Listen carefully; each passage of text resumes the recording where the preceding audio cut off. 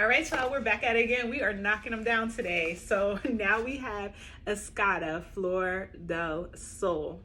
And this is one of the seasonal fragrances from Escada. I picked this one up from Ross towards the beginning of the summer, I think probably around May. And reviews were mixed on this one. So, of course, I was blind buying it. And just was unsure. I used to wear Escada fragrances a lot. So I used to work at the Nordstrom Rack when I was in college. And of course, with the discount, I would just buy all of the Escada perfumes, a lot of them that are like cult favorites now. And I see, in comments and like fragrance reviews, so many people like, oh my God, remember this one? And I'm like, yeah, but it feels like very nostalgic for me. And like, I just didn't know if I wanted to revisit that, right? To go back to Escada fragrances. Even though I've seen so many amazing things over the years come out, but this one I finally tried and I am so glad I did. So if you've read the description online, there's a lot of talk of this one smelling like a margarita or having like a boozy fruit punch sangria kind of scent. It does. But a criticism that I've seen from a lot of people, and you can see that I've kind of worn this a lot, like I was reaching for it a lot in the very beginning when I first got it, is that on the dry down, it really develops into something different. And so many of the reviews I saw that were critical of this said, oh, it just smells like, the punch, the boozy punch kind of smell.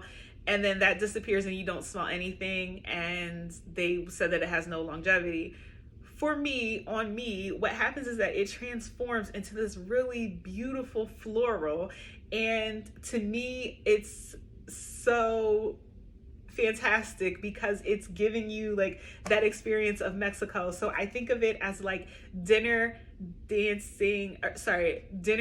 at dinner, right? And then dancing. And so that floral, this very like pretty feminine floral comes out after you've worn it for about an hour, and that scent lasts for about 3, maybe 4 hours. Now, this does not last though on your clothing. And I will say when it transforms into that floral, for me, it's very much a skin scent, but it's something that it's an experience, right? It feels very personal and it makes me feel very sexy and vibrant when I wear it. This has not been a major compliment getter for me. As someone who leans a little toward the gourmand side of things, this was a little bit out of my element. But I was surprised and happy that it was definitely a more mature scent. Like, this is not the Escada of my college years. And just to give you an idea, we're talking about like the early 2000s, right?